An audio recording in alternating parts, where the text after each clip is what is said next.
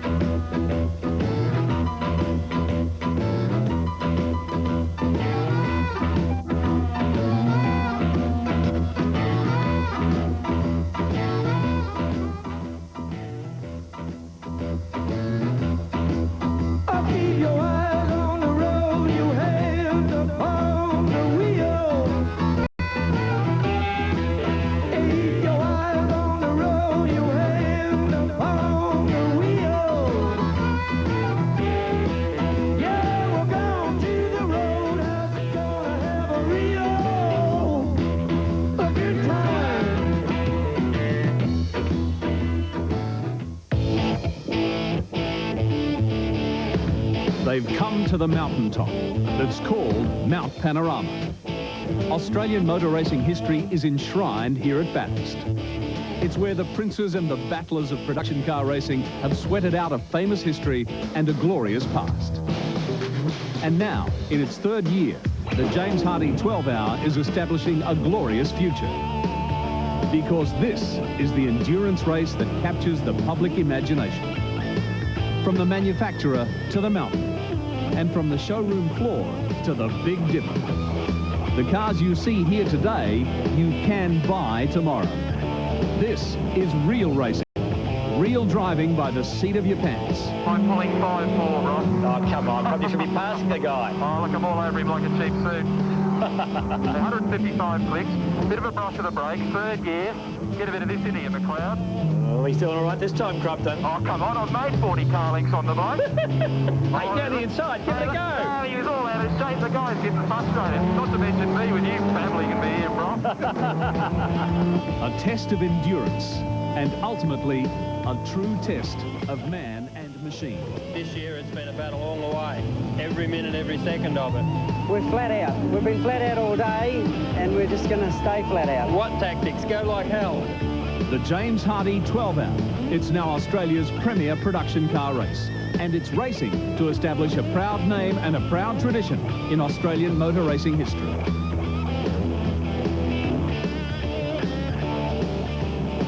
Yes, indeed. Good morning, everyone, and welcome to this very famous mountain, Mount Panorama in Bathurst, about a couple of 100 kilometres northwest of Sydney, for the James Hardie 12-hour production car race. When we say 12 hours, we mean endurance. They just keep going round and round and round. And sitting next to me is a guy who I'm sure would love to be out there, but can't. John Bow, good morning. Good morning, Tim. Why aren't you out there? Well, I hope to drive the Mazda as I did last year, but fortunately for Mazda and unfortunately for me, they acquired BP sponsorship. My alliance is with Shell and has been for a long time, sure. And I had to decline, but it gives me an opportunity to see how you guys work. Well, mate, we've got plenty of hours to show you how we work. Yes, certainly. A lot of them. I look forward to talking to you right throughout the day. Thanks, Tim. John Bow, well, out on the track, it's pretty much going according to plan, but 1 hour and 15 minutes ago, they charged off the grid in the dark. Let's have a look.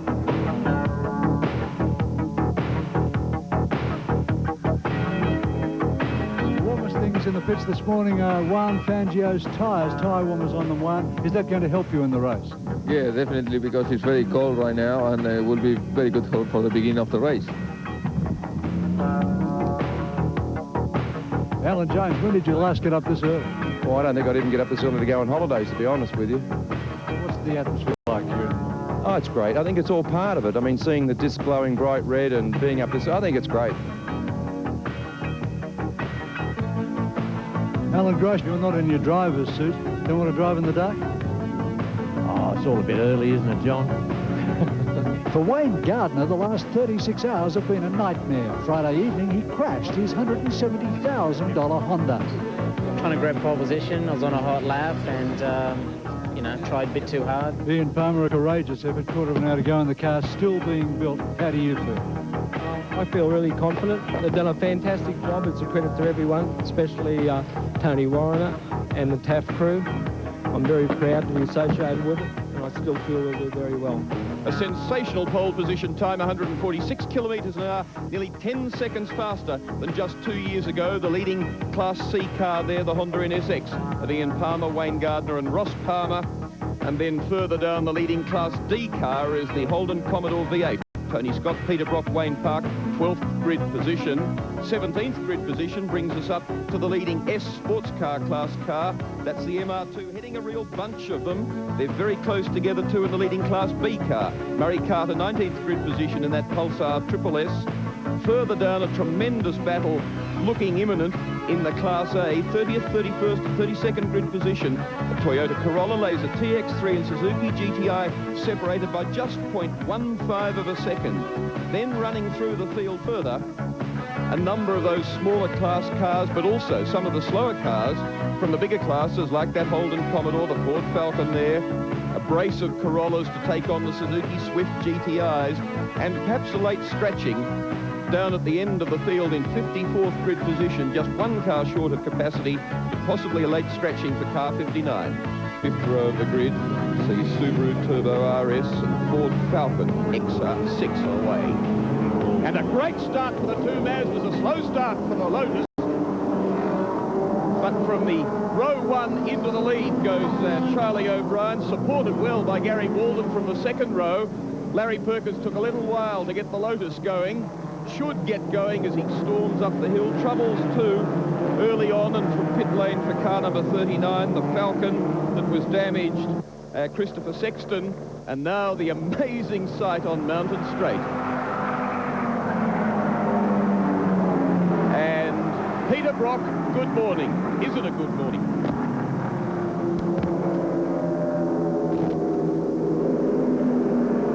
But that's the sight that drivers see as they wend their way up the mountain with, and that's the sight behind in the rear vision mirror.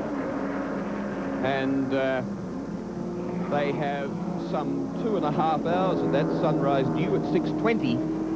But of course, the light will be filtering through before then. And good morning and welcome to John Bow.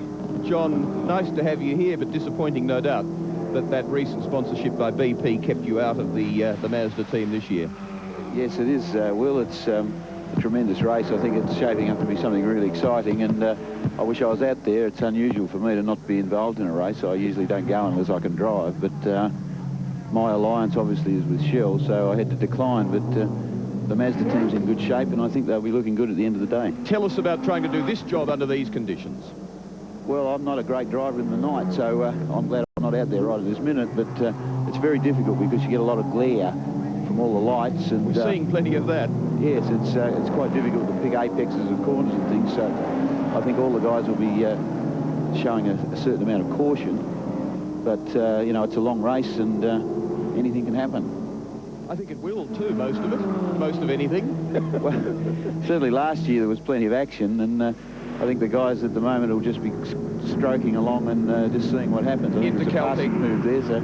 Into Caltech's chase, nearly 6 kilometres completed at the 6.213 kilometres, 254 laps covered last year, 12 more than in the previous year, 21 laps an hour average, and the Honda NSX is motoring along pit lane, going out to join the race there, just about 1 lap behind. A miraculous effort by the TAFE team to repair that car, because the car was so resistant to their wanting to straighten it out. Come aboard this exclusive $200,000 two-seater, the Sonny Lotus, with Larry Perkins at the wheel. He's got Porsches either side of him. He's trying to put 2 of them behind him instead of 1 in front, 1 behind. He succeeded in that as he swoops across the top of the mountain. But John Bow, he probably could be going a lot harder. Well, I think so, Will. I think Larry's one of the best operators in Australia, both as a driver and an engineer and a strategist. And I think the car's probably quick enough to be leading this race, but he's obviously got a plan, and I can tell by the way he's driving it that he's just stroking it along. He's very easy on the gear change. He's not punishing the brakes too much, and I wouldn't be at all surprised at the end of the day to see him in a very good position. It's a tremendous motor car, and I think it adds a lot of interest to the race to have something like this in it. The night traffic continues, thick and dark and difficult to identify, and then sideways off Skyline. I'm not sure whether it's a Falcon or a Commodore, but it's one of Australia's family cars, and in a pile of bother because crunch. So car 42, that is, that's Darryl Dixon's, Graham Lusty's Falcon S-Pack, and just restarting it there. Castrol chase and a tremendous battle going on between the initial race leader, Greg Hansford, in the Mazda number 1, and now Peter Fitzgerald challenging him and hitting the lead on occasions in car number 5. Fitzgerald getting pretty cagey, I suspect, John Bowe, in trying to put the pressure on while Greg Hansford tries to be very sympathetic with the Mazda. That's right. Well, it's actually John Smith, I think, in the car, but they are looking very good. They've got a good package there, and I think they'll be looking good at the end of the day.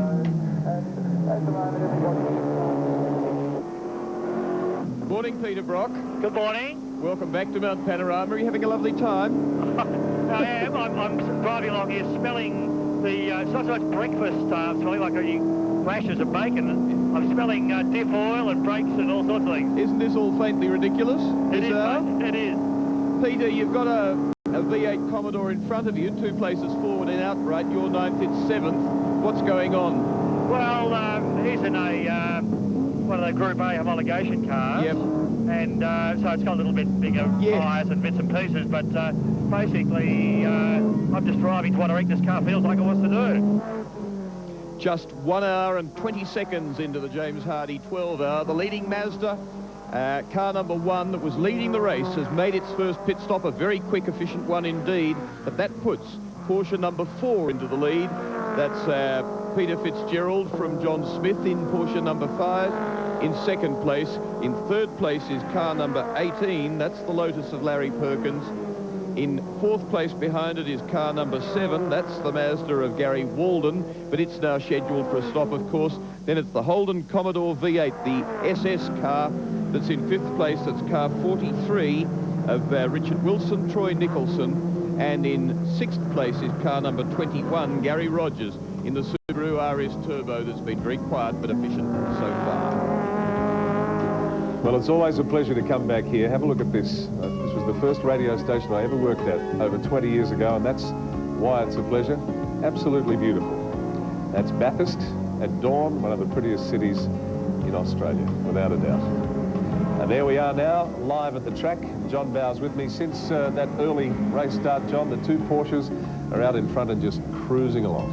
Looks fairly ominous, doesn't it? They're certainly a very good race package, but the Lotus is in a very strong position, as are the Mazdas, so it really is developing into a super battle at the front, and I think it'll happen all day. There's our leader, that's the 968. There's 2 of them in the lead, cars 4 and 5, at the moment followed by the Lotus Esprit, and then the 2 Mazda RX-7s. Now, we should explain, these Porsches aren't going to have to make as many pit stops as the others, which could be an advantage towards the end. Mine, too, we've got a hell of a long way to go. Well, certainly 12 hours is a long race, but I think the Porsches are looking at 1 hour and 3/4 between fuel stops, which is 3/4 of an hour longer than the Mazda. The Lotus is an unknown quantity. I think the Porsche is the stronger of the packages because it's a made-for-racing type car. But in 12 hours, lots of things happen and usually do. Something we'll discuss through the day, but I'll get some early thoughts from you. There's some controversy that the Porsches and the Lotus shouldn't be there because they're too expensive. We're talking about $200,000 motor cars. And I guess even the Honda you can throw into that at 170. But they are production cars.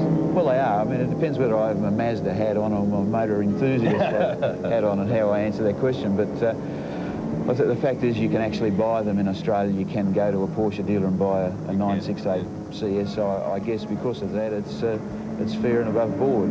The Lotus, I think, is the same. You can go to a Lotus dealer, although there aren't many of them. From an enthusiast point of view, I think it adds to the race. I think the promoter has to be very careful, though, about what he does allow in, because if you allow manufacturers to have homologation specialists, then it'll discourage other manufacturers. So, you know, it's a fine line to walk. Okay, well, it's good to have you sitting next to me because it means I learn a lot about motor racing over the next few hours.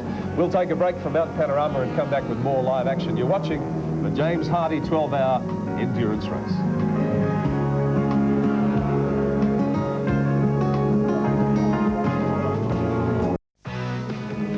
welcome back. You know, one of the many events associated with the James Hardie 12 Hour this year is a fantastic black tie dinner featuring a fashion parade of Richard Cook originals modelled by Miss Universe Australia for 1992, Bonnie Delphos, and also 5 other entrants in the Miss Universe Australia quest, looking absolutely sensational. The girls, I can tell you, they're having a good time too.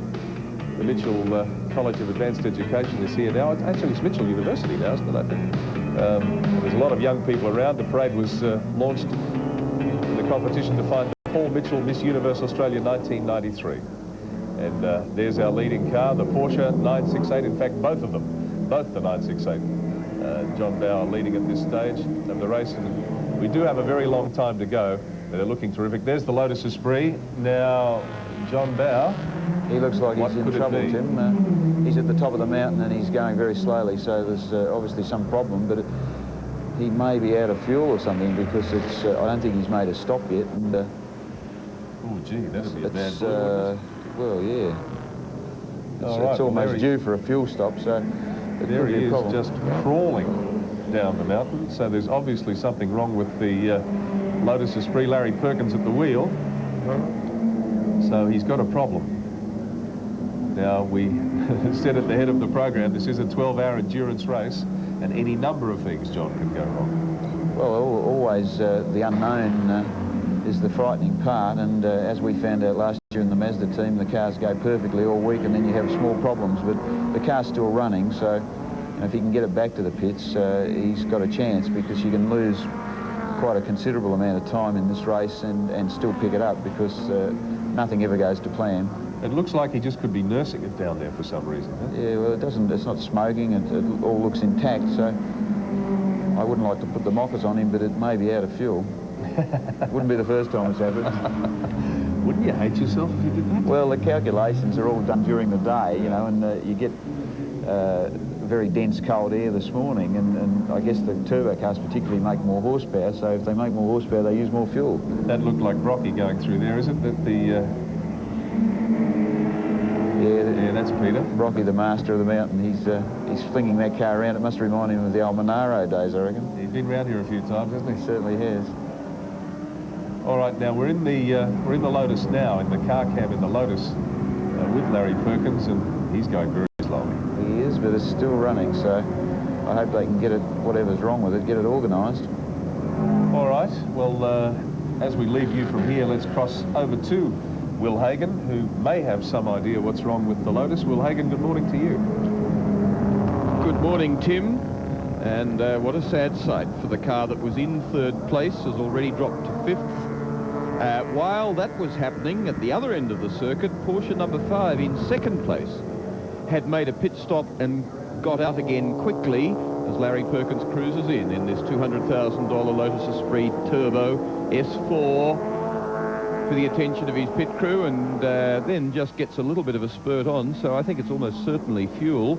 Here yesterday is Doug Chivers, who years ago pushed an XU1 Tirana up pit lane there to where Harry Firth's Holden dealer team was at that stage, just down there where the Mazda pit is. But the Lotus under attention. Larry going to stay in the car, so to do a double stint, hour and a half for him. It shouldn't have been an hour 35 as it was, apparently. No other problem being attended to. So, Ken Douglas, is that what it looks like? It doesn't make a lot of sense to me, I've got to say, Will. When Larry was coming into the pits, he was actually turning the ignition key on and off to suggest that he wanted to run the engine just a little bit to get him a bit of speed, but he was turning it off as quick as he could. But the crew's not doing any work on the car in terms of mechanical work to the engine or anything, so I'm at a loss at this stage, I've got to say. At the same time as all that was happening too, and that Porsche 5 pitted and dropped to 3rd place, letting Mazda 1 up to 2nd place. And here are brakes that are supposed to go a long way, getting some pads already, which the Mazdas, for instance, haven't had when they did their first pit stop at 55 minutes. But at the same time, the leading MR2 in the sports car class, Juan Fangio 2 Peter McKay, made its pit stop. So about an hour and a half, it seems, for Porsche, Lotus, MR2s. And there's Murray Carter in that Nissan Pulsar Triple S number 12, leading Class B and 15th outright. And what a rocket it is. Damon Beck, Brian Wilshire. And, well, it is. It's just a sense. And Ken Douglas has felt its power and speed in a Falcon and been unable to peg it back on Mountain Straight. Storms up the mountain pretty well too. And there's the MR2 that made that pit stop just a moment ago. Has dropped now to 14th place and to 3rd in the S-Class behind the MR2 number 55 that now leads it. Stephen Shedden, Scott Bagwana and Jason Bagwana. They are 2 places forward. So they're MR2s in 12th, 13th and 14th place outright. That being the 14th outright, 3rd in class. Murray Carter, you can see right behind the MR2 at the moment. He's trying to peg it back. Ooh, that was a little bit of a moment there. Isn't it indeed? And Murray's actually, if Murray can catch the MR2 and pass it, it will be a pass for position. So while Murray probably doesn't know that, he knows that there's a car in front of him that he doesn't want in front of him. So he'll be catching him, definitely.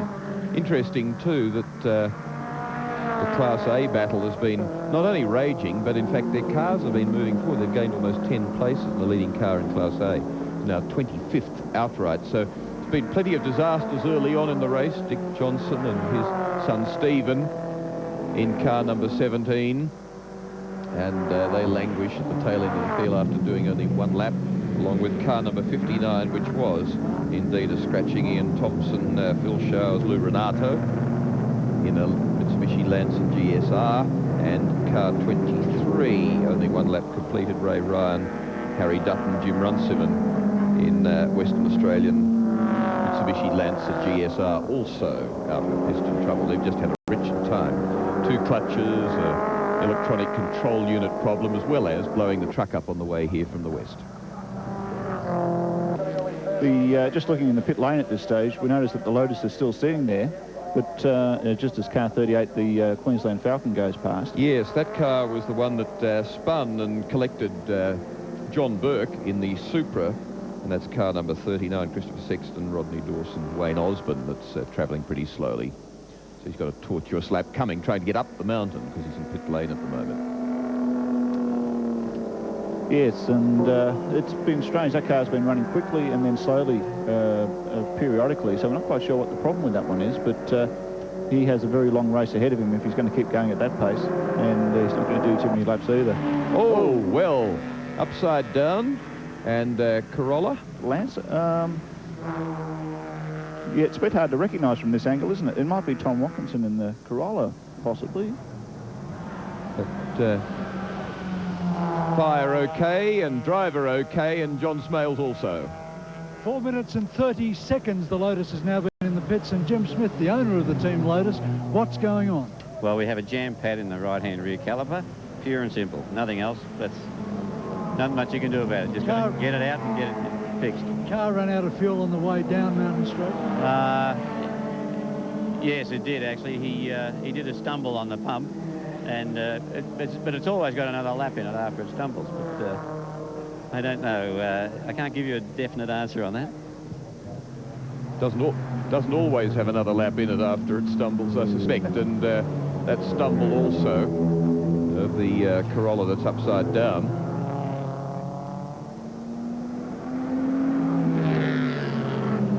So, car 2 here, Juan Fangio II, the nephew of the great Juan Manuel Fangio, the Argentinian who started his Grand Prix career when he was 39 years of age, won 5 World Championships, 25 Grand Prix out of 51 starts.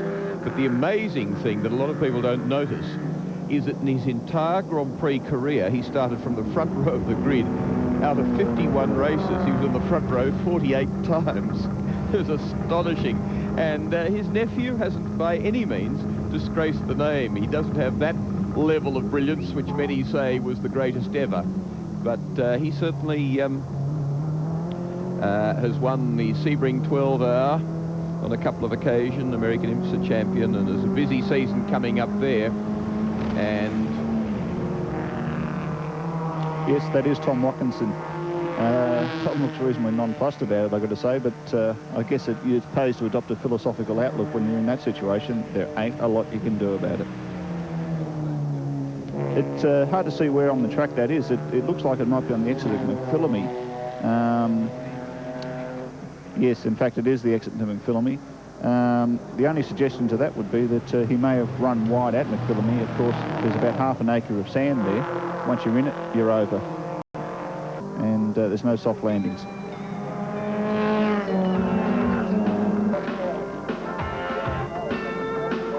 And that's the situation at this stage. Overall, in the James Hardie 12 hour after an hour and 3/4.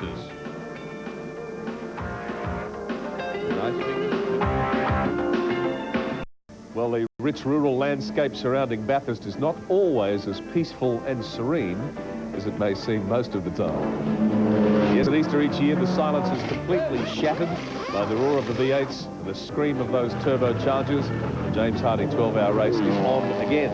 And each year, the motor industry's biggest names come to Bathurst to do battle and find out which production car is the most reliable. And the poor old sheep get very nervous. The birds take flight because there's a lot of noise going around this mountain.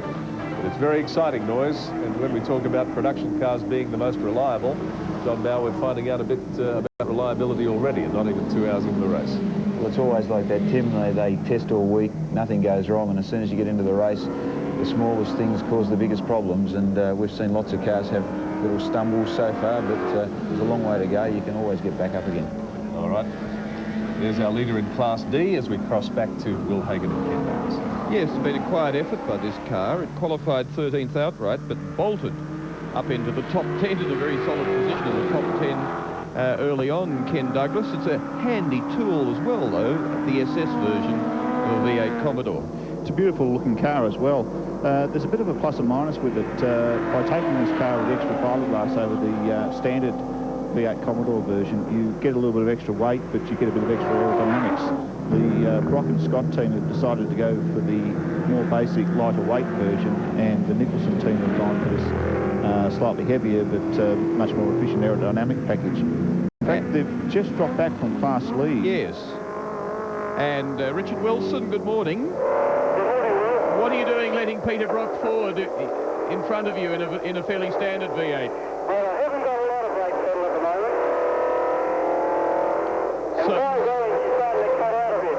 I can see the heat haze coming out of the left front wheel right now, so it's not pulling up too well. Can you hear me, Richard? Yes, I can hear you, Will. Not pulling up too well? Well, I haven't got a lot of pedal.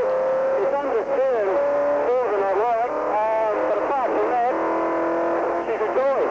Does that mean that you're having to use the engine a bit to help you stop? Yeah, I have to use the engine a fair bit, but the trouble is, even going up the hill, she just feels as though she's lifting me up a little bit. You got a lovely start in the race. You jumped into the top 10 very aggressively. Pleased with that? All right, got a good team to back you up in the pits. We've got probably what I would say the best team. We've got such a bunch of good blokes that be working their lungs out. Absolutely. And when are you due in? I came out at 6:45. We ran it for an hour and a half. So you've got to put up with this brake pedal for the rest of this stint, eh? Yeah, next season will come in with some new powertrain, new sort of tyres, and Darren Craig will go out with a fresh car. All right, good luck to you. We'll get back to you later. Thanks, Richard. Well, I think if they've got brake problems at this stage of the event, it doesn't augur well for the remainder.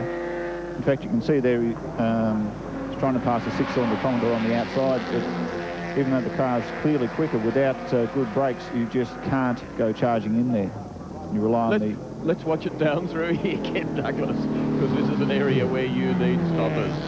Well, just about here, he'll be going back through all the gears he can, putting the handbrake on, opening the doors and doing everything to try and slow it down.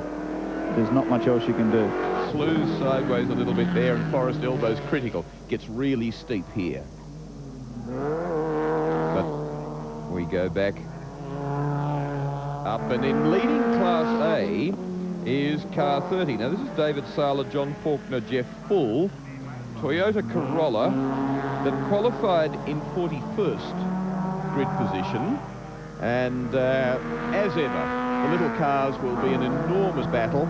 The car behind them, a fair way behind them at this stage, but is the Suzuki Swift GTI of Mark Brame, Henry Draper. Now, they qualified, for instance, in 32nd grid position. So they've got more evenness over their drivers, but both of these cars are shot up in the overall. Believe it or not, this little Corolla is lying in 25th place, 24th place outright. Ken Douglas, that's remarkable. It's a very different technique to driving these cars to driving the bigger ones. As you can just see there, half the technique involves having your arm out the window all the time, indicating faster cars to go past. At this stage, they'll be trying very much to get as much of a gap as they can on the Suzuki.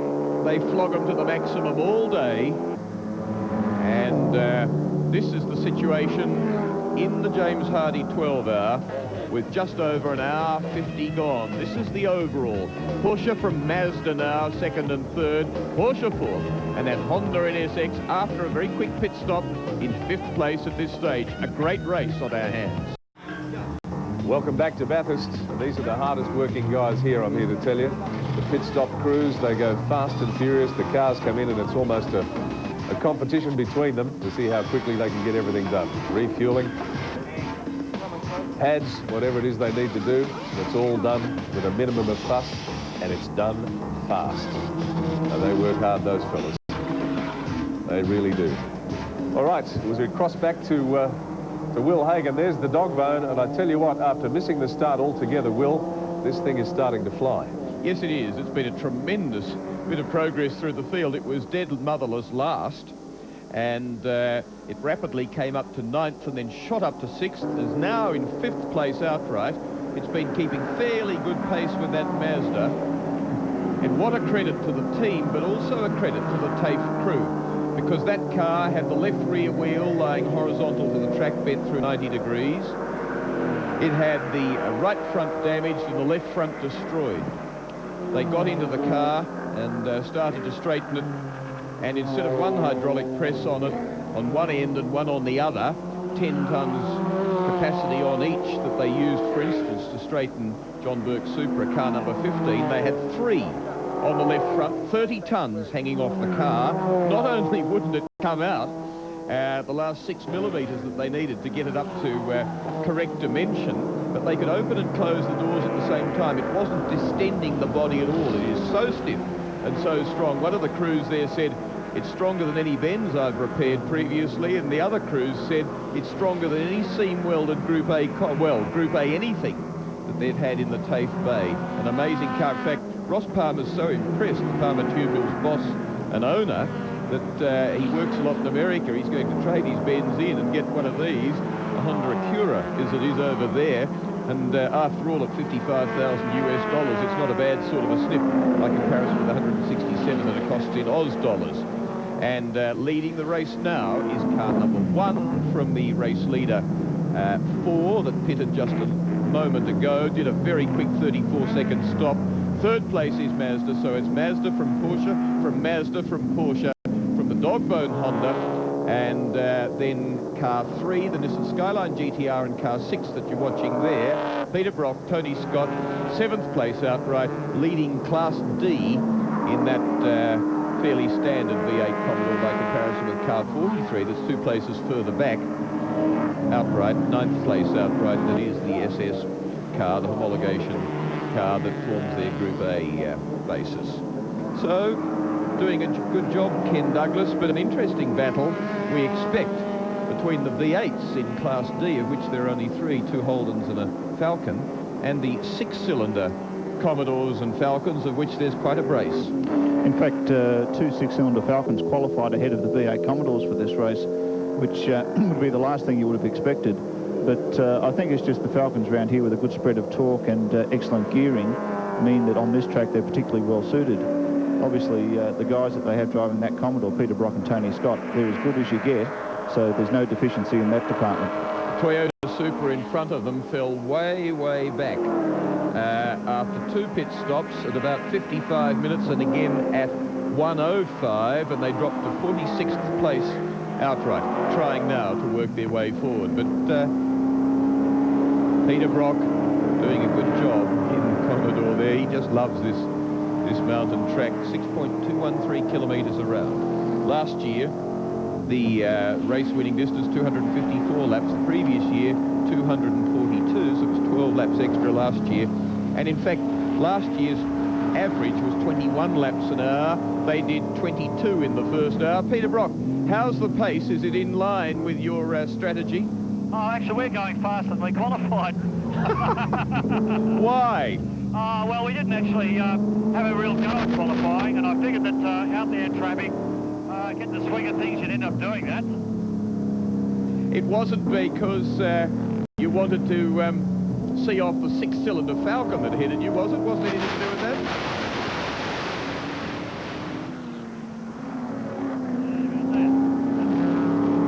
Peter, it wasn't anything to do with having to see off that six-cylinder Falcon that so rudely saw you off in qualifying, was it? Yeah, actually it was, as a matter of fact. Well, I thought about it. I thought this big Commodore's got to be able to beat a six-pack. Yeah, well, Peter, we've got an old rival of yours sitting in the studio up here. Moffat or someone? Who is it? No, it's Dick Johnson. He hasn't had as much luck as you. Good morning, Dick Johnson. Good morning, Will. Tell us your problems and talk to Brocky. Well, actually, it's just the fact that I think the biggest problem we had is that the car went in behind the pit wall and we're not allowed to bring it back out again. But the initial problem was a turbo failure, because what actually happened is, with the restrictions we have on the exhaust now and the cold air in the morning, it just gets the pyrometer temperature up too high and it broke an exhaust wheel off. So was that because the car wasn't warmed up properly or what? No, not at all, Will. It's just the fact that the very cool, dense air makes the turbo work an awful lot harder, and with a very small exhaust like we have to run in the turbo cars now, it allowed the exhaust temperature to go too high, and the shaft broke on the turbo shaft. Peter Brock, I suppose you sympathise enormously with young Dick. Well, actually, I know what it was like on that, to break down early in the race. I mean, I did it in the October race, and it really gives you a very flat feeling. And it's just like a commiseration to Dick that he can't get the car back out on the track to, you know, just to sort of give it a bit of a whirl around and give young Steve a drive, etc.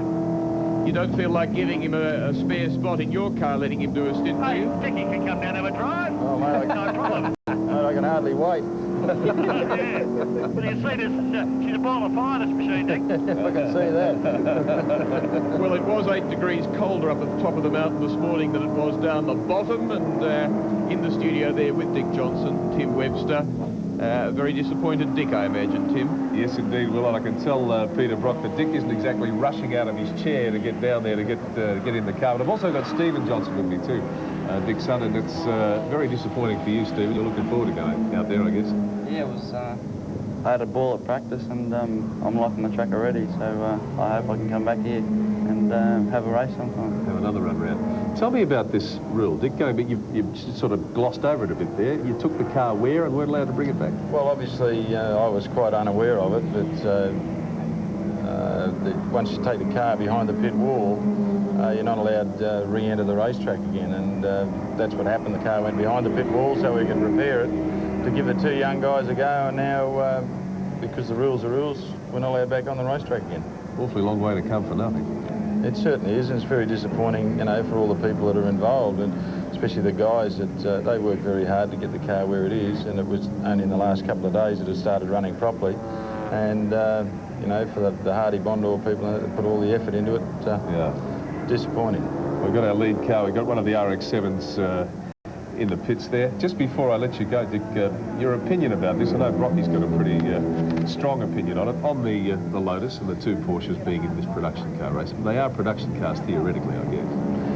Yeah, they're very limited production car, of course, but my belief is if this race becomes a very big event throughout the world, which is very likely, the thing is that we're going to have manufacturers battling and building one-off type motor cars to win the event, and I think that sort of loses some of the context of what it's all about. All right, thanks for coming up and joining us. Thanks, Tim. Pretty disappointing day for you. Thanks, Stephen. I hope you get a chance to get out there and rip around again. Thanks. Dick and Stephen Johnson. We'll take a break from Mount Panorama. You're watching the James Hardie 12-hour production car endurance race. We are an Australian product. We're running a car which is very readily recognisable by the general public.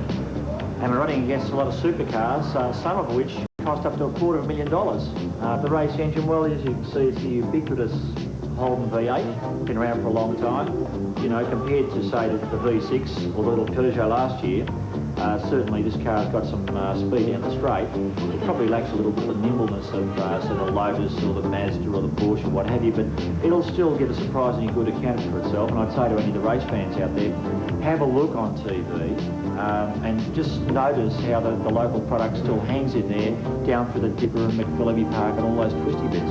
I mean, the Bathurst track is one of the greatest circuits in the world, and certainly to drive the local product at Bathurst is, you know, a very satisfying experience. It's one of those challenges you can't sort of turn your back on. Well, it's doing a great job. He's in 7th place outright. By comparison with this car, the MR2 that's leading the sports car class, it's 11th outright. Lovely little car, $40,000, a specialised mid-engine Toyota, specialist two-seater, but a very pretty little car for a production sports car. A very satisfying one to drive too, and one that seesawed the lead in the sports car class.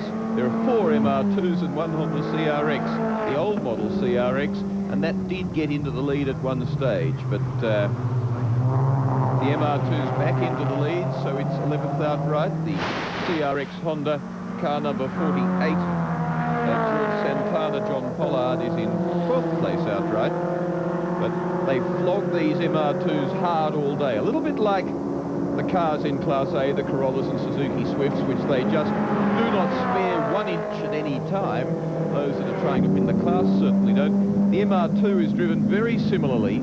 Peter McKay's instruction when getting into car 2 the other day from the team boss was drive it like it's a sprint, hammer the brakes, rev the engine up to 7,500 all day, and throw it at the corners as hard as you possibly can. Nice steering car, Ken Douglas, but you have to be very sensitive with it. They're an absolute joy to drive these cars.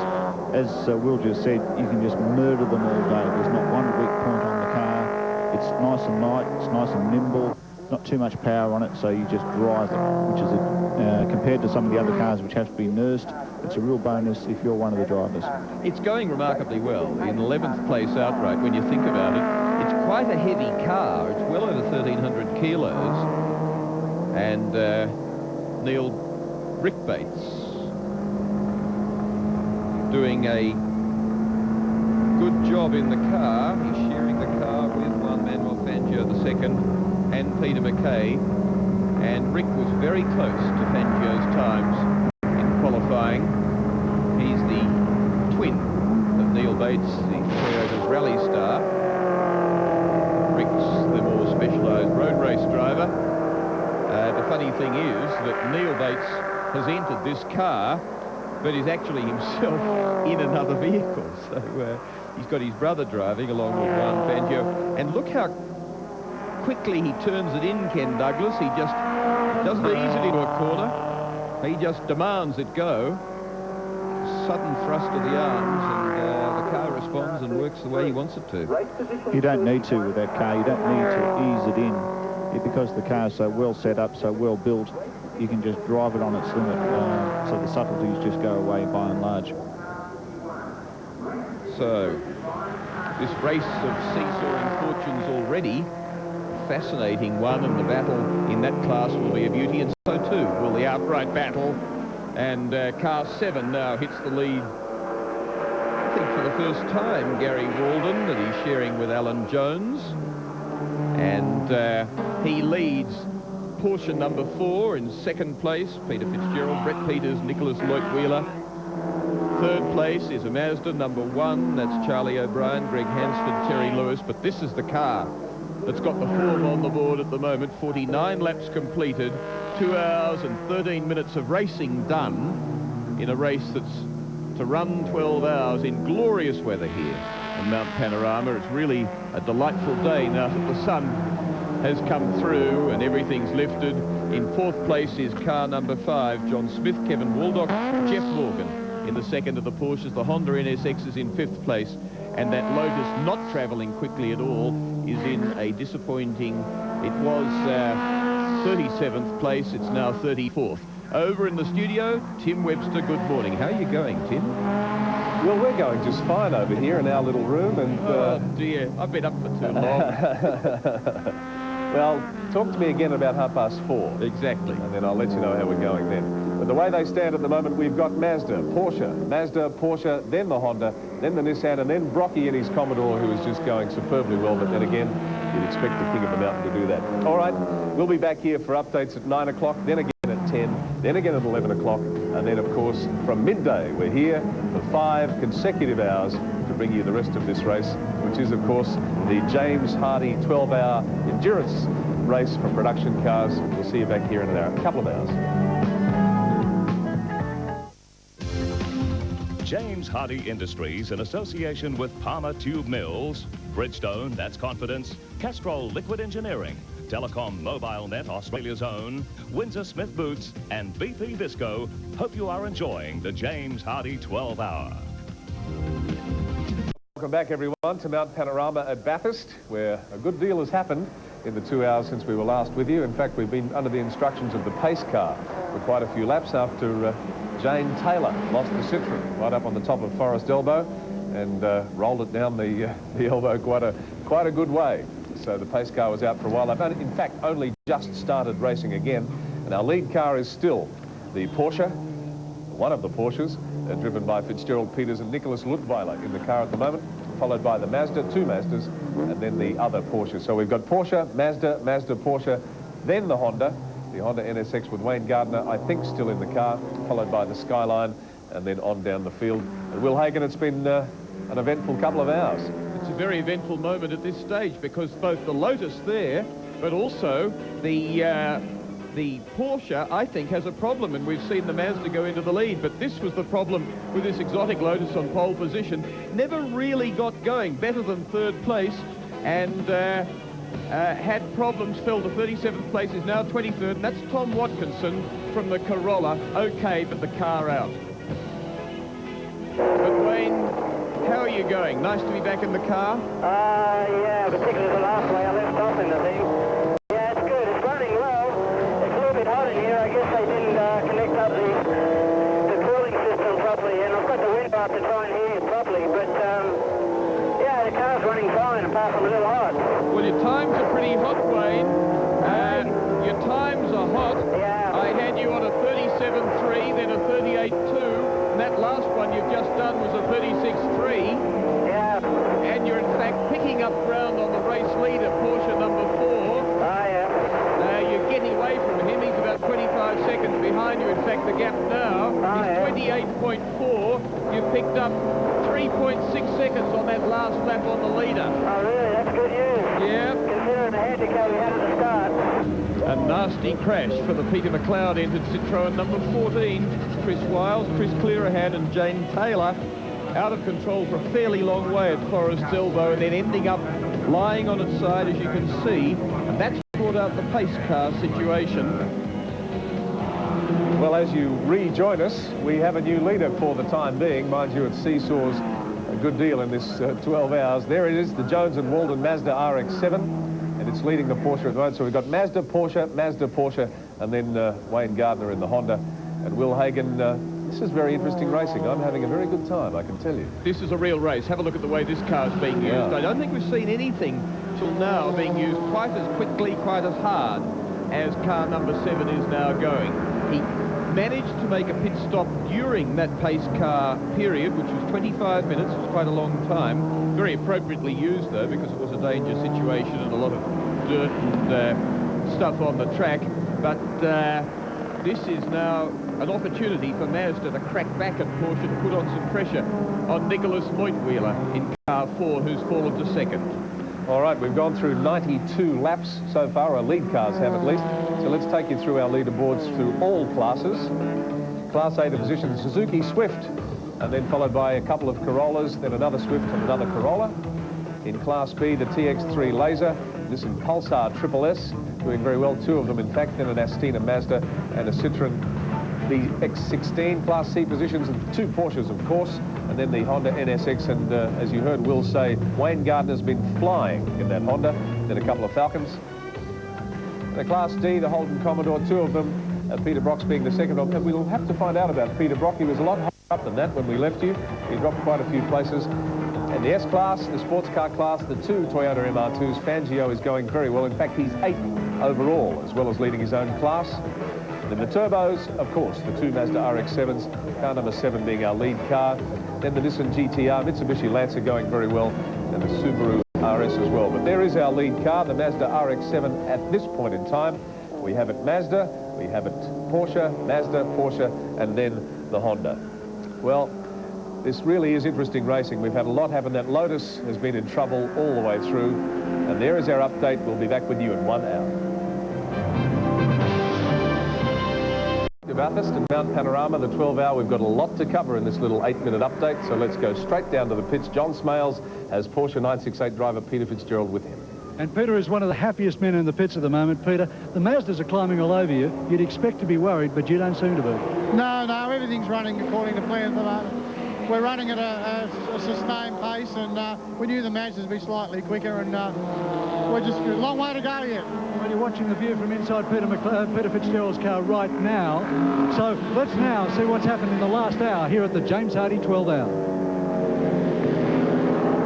Keith Carling, good afternoon, good morning at least. Will Hagan here in the commentary box. G'day, Will. How you going? I'm going well. How about that car? That car's going like a little clock. That's fantastic, Will. Is the problem... All we've done is change 2 tyres, and the brake pad wear is negligible, so we're looking real good for the long haul. Mark Brave, Will Hagan, how's the little Suzuki going? It seems to be going well at the moment, Will, so good. You've had a pretty busy time. Took you a long time to get into the class lead. Yeah, I think Henry said that time. I think he got a bit of a toe to do it. The car's going extremely well. They're a top little motor vehicle, and we've proven it before, and hopefully today it'll stay together. I say you had a busy time trying to get past and to build a bit of a lead on that Corolla number 30, John Faulkner, Jeff Full. Have you seen him off now, though? Oh, right, okay. Well, they're about a lap down then, I suppose.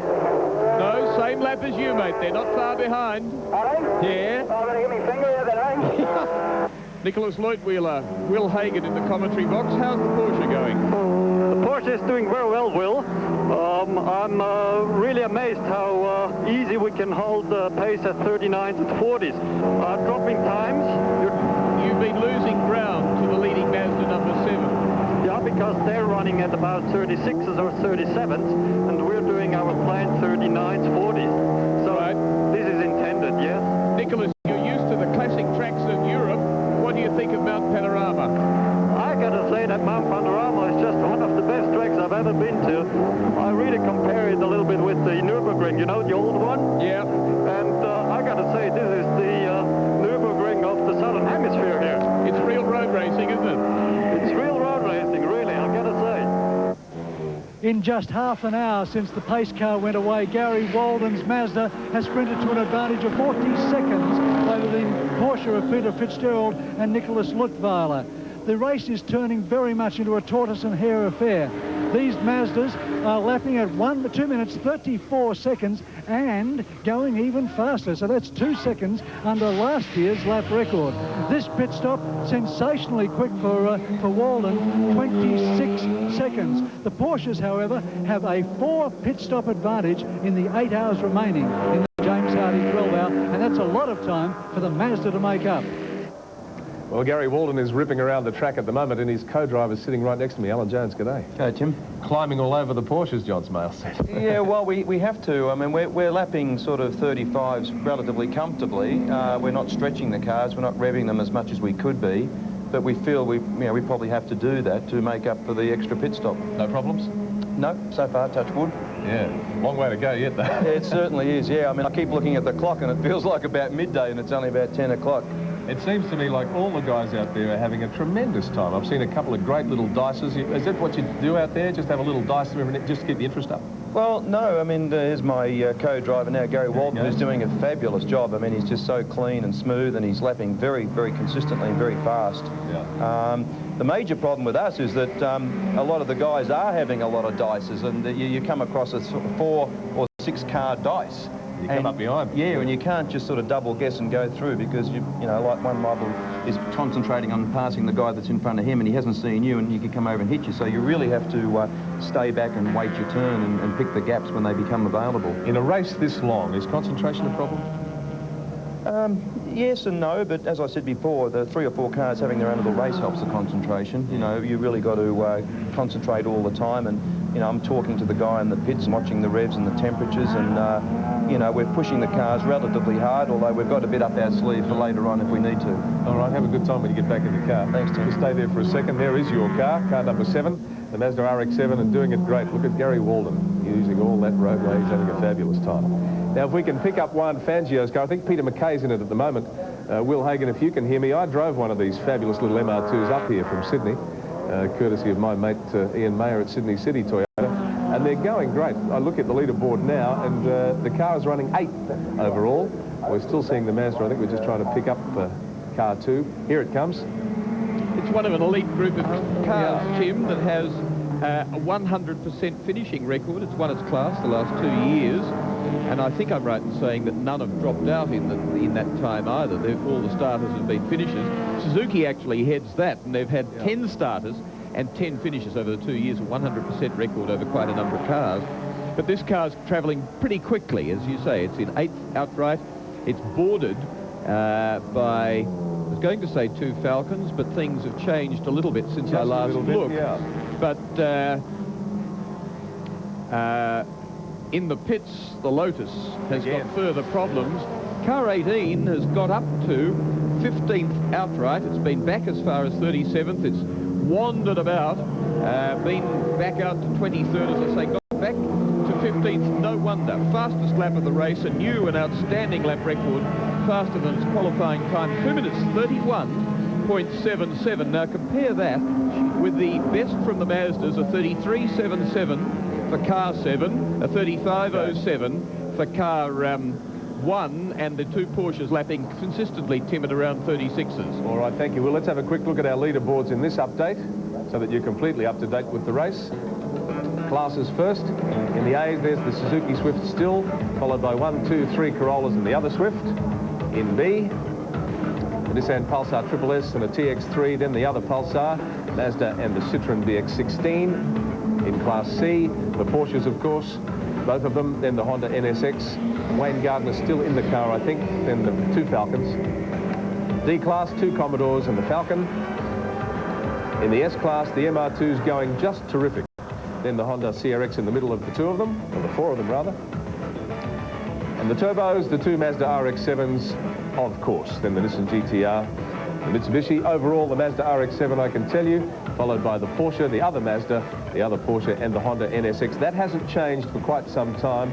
And down past them is the Nissan GTR Skyline, and followed by a Commodore, no, Falcon rather, then the MR2, then another MR2. So that's the position here at Mount Panorama in Bathurst. And we'll be back with another update in 1 hour. See you then from Mount Panorama. To Mount Panorama at Bathurst for our last update before we rejoin you at midday, and then we go live right through. Now we're just about, in fact, just over halfway through the race, and we've had some interesting developments in the last hour, let me tell you, not the least of which a horse on the track. I'll tell you about that later, but I've got Wayne Gardner with me. G'day, mate. Hi, Tim. You're really sending that Honda around there for a while. Yeah, it's running well, and it looks, well, it doesn't look very good appearance-wise, but it seems to be straight and driving very well and reliable, not a problem there. Just quickly, we had all sorts of problems. I mean, after you bent it, they put it back together, the tape guys, a bonnet got knocked off. I mean, it's a wonder you're out there. Yeah, it's had its trouble in the last couple of days. You know, it all started when I was on a quick lap, and as you know, I put it into the wall. Yeah. And they couldn't straighten it out. The strength of the chassis is just too strong. And that's why it's been delayed, and apparently they finished, what, 2 or 3 minutes before the start of the race. I was still in bed at the time, because in fact I didn't think we were going to make it. And they phoned me, I phoned them up at about 6:30, and I said, well, what's happened? They said, no, it's going, and I surprised the hell out of me. I mean, the smash repair people did a great job. Now, at one stage you were rounding up the Mazda. Yeah, caught and passed a couple of them. In fact, I got down to low 34s, which is quicker than my qualifying. Yeah. And I feel like there's another second there, but my team has told me to, back off the car and nurse it a bit more, and it's got to last for 12 hours, not for 12 minutes. You look like you have a lot of fun out there. Oh yeah, I'm actually having enjoying myself. Yeah. The car's very hot inside because I don't think they connected up the heating properly, and I think it's just blowing a lot of hot air through the car. But apart from that, it's nice to drive, and it's a pleasure. Thanks for joining us. I'll catch up with you later in the afternoon. Okay. Wayne Gardner, Will Hagan, and as I mentioned, we've had a very eventful hour. We have indeed, and he's not had nearly as wretched a time as Peter McLeod. One of his cars having rolled, another crashed, and this one burnt. And Peter Jansen, the driver at the time, in a car that he was sharing with Peter McLeod and Peter Dane. But as ever, the captain from Melbourne was quite irrepressible. When the brake lead snapped and the oars got on the wheel on the disc, and that's what set it on fire. This is the 1 horsepower model, fairly obviously. Everything else up there's got a lot more power, but this is a really worrying situation. It's come out of a property on the run up the mountain at the end of Mountain Straight on Griffin's Bend, and it's obviously calm, thank goodness. But dreadful situation. There's the pace car. I doubt that anywhere, anytime, anywhere in the world, a pace car has come out legitimately because there's been a horse adjacent to the racetrack. It would be lovely if it galloped over there.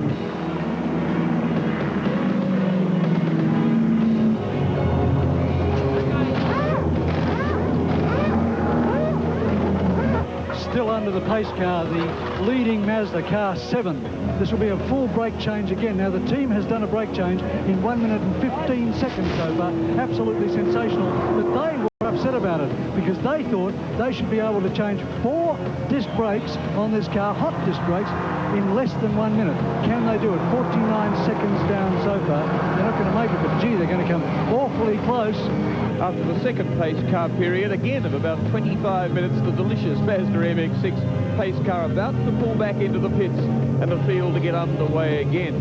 And the order is car number 1, the Mazda, in the lead, but still 4 cars on the lead lap, and 2 of those took advantage of the pace car period, Porsche number 4 and Mazda number 7, as the car pulls away to go in and make pit stops at minimal expense in time. And those cars in 2nd and 3rd place are now out on the track again together. So there'll be a real race on, and here they are. That is 2nd place, and car 7 is 3rd place in the motor race. 126 laps completed, 27 as they go across the start-finish line, and the Mazda goes for a sprint. Boxes the Porsche in a little bit, but the Porsche, I think, was content to be boxed in. Not in a hurry, and as Peter Fitzgerald and Nicholas Lloyd-Wheeler have said, they're doing their own thing. A temporary problem for car number 7 as it went up the mountain there. The Porsche got back past it again. Must have been, if anything, a missed gear, I think. And if it was, it would have got a dreadful rev. But going again, so I can only conclude if it's not something really intermittent like fuel pickup or electrical, then it was a missed gear, but it went very slowly, very suddenly. Wayne Thompson, Will Hagan here. How are you? Oh, I'm all right, but you picked the toughest class of all to have a crack at. You're 7th in Class A in that car 29. Yeah, it's a great little car. Yeah, but it's a big battle in front of you. Well, I think I got rid of some of that, actually, the fast ones after the pace car. Have you had any problems? We've actually lost 1st and 2nd gear in the car, which makes it a little slow for us coming out of the cutting. And it makes it a bit exciting. I've got to really try and keep the speed up around the corners because 3rd's my lowest gear. Yes, well, you've got a real job to do because Suzuki has a perfect finishing record here. 10 finishes out of 10 starts, so don't, whatever you do, retire. I'll keep trying. Good on you. Thanks, Wayne Thompson. Thank you very much. The people in command in Class A doing an absolutely sensational job. Mark Brame and Henry Draper in car 56. They won the Winton 6-hour outright. They then took 7th in the more competitive and harder Sandown 6-hour earlier this year, and now, after being 3rd in Class A early on, they're leading it, and what's more, they're leading the Class B leader. They're doing a fantastic job. So leading Class B behind them, they're 20th outright. Brame and Draper and a fraction too wide there. And I think that's Henry Draper and car 24 immediately behind them. Now this is 2 places further back, although it's leading that class. They're on the same number of places, but 22nd overall, the Laser TX3. Tim, still plenty of racing and hard driving on the mountain. There is indeed. We're just past the halfway mark, but as you say, many hours still to go. All right, folks, let's update you completely on all the classes. Class A, we've just been looking at the Suzuki Swift, then Corolla, another Swift and a Corolla. In Class B, the Laser TX3 Nissan Pulsar Triple S, and down to the Citroen. In Class C, the 2 Porsches, of course, who are running 3rd and 4th at the moment. Then the Honda NSX, which was really driven hard by Wayne Gardner. Indeed, at Commodore, Falcon and Commodore. In Class S, the S-Class is the 2 MR2s, 3 MR2s now, down to the Honda CRX and another MR2. The turbos, the 2 RX-7s, naturally, then the Nissan GTR and the Mitsubishi Lancer. Overall, the 2 RX-7s in the lead now, 1 and 2, then the 2 Porsches, then the Honda NSX. Now, when we come back, folks, at midday, we're with you for 5 consecutive hours as we wind down the James Hardie 12-hour production car race. See you then.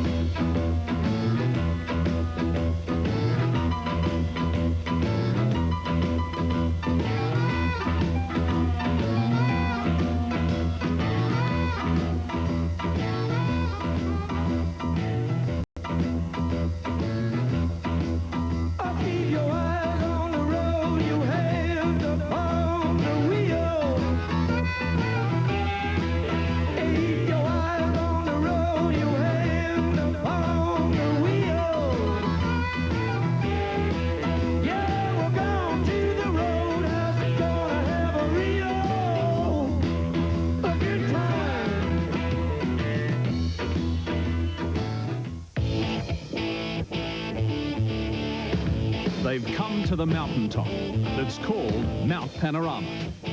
Australian motor racing history is enshrined here at Bathurst. It's where the princes and the battlers of production car racing have sweated out a famous history and a glorious past. And now, in its 3rd year, the James Hardie 12-hour is establishing a glorious future. Because this is the endurance race that captures the public imagination. From the manufacturer to the mountain, and from the showroom floor to the Big Dipper. The cars you see here today, you can buy tomorrow. This is real racing, real driving by the seat of your pants. I'm pulling 5-4, Ross. Oh, come on, probably should be passing the guy. Oh, look, I'm all over him like a cheap suit. 155 clicks, bit of a brush of the brake, 3rd gear. Get a bit of this in here, McLeod. Oh, he's doing all right this time, Cropton. Oh, come on, I've made 40 car lengths on the bike. Hey, down the inside, give it a go. Oh, he was all out of shape. The guy's getting frustrated. Not to mention me with you family can be here, bro. A test of endurance, and ultimately, a true test of man and machine. This year it's been a battle all the way, every minute, every second of it. We're flat out. We've been flat out all day, and we're just going to stay flat out. What tactics? Go like hell. The James Hardie 12-hour. It's now Australia's premier production car race, and it's racing to establish a proud name and a proud tradition in Australian motor racing history.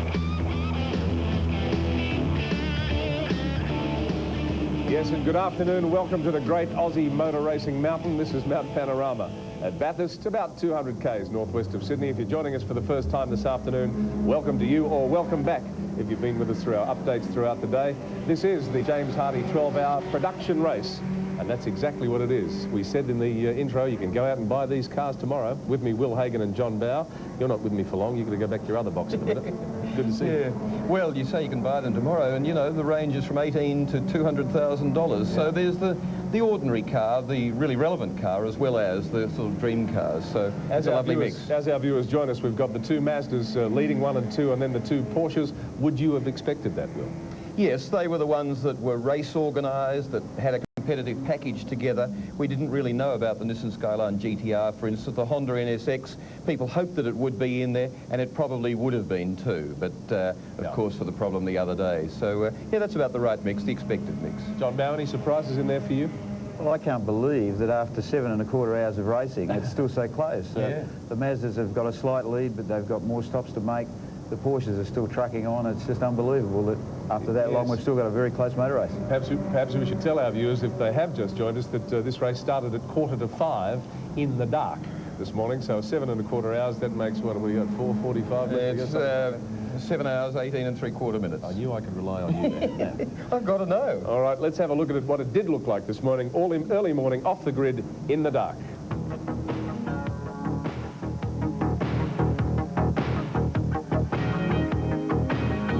Things in the pits this morning are Juan Fangio's tyres, tyre warmers on the one. Is that going to help you in the race? Yeah, definitely, because it's very cold right now, and it will be very good help for the beginning of the race. Alan Jones, when did you last get up this early? Well, I don't think I'd even get up this early to go on holidays, to be honest with you. What's the atmosphere like here in the race? Oh, it's great. I think it's all part of it. I mean, seeing the disc glowing bright red and being up this, I think it's great. Alan Gross, you're not in your driver's suit. Don't want to drive in the dark? Oh, it's all a bit early, isn't it, John? For Wayne Gardner, the last 36 hours have been a nightmare. Friday evening, he crashed his $170,000 Honda. Trying to grab pole position. I was on a hot lap and, you know, tried a bit too hard. Ian Palmer, a courageous effort, quarter of an hour to go, and the car's still being built. How do you feel?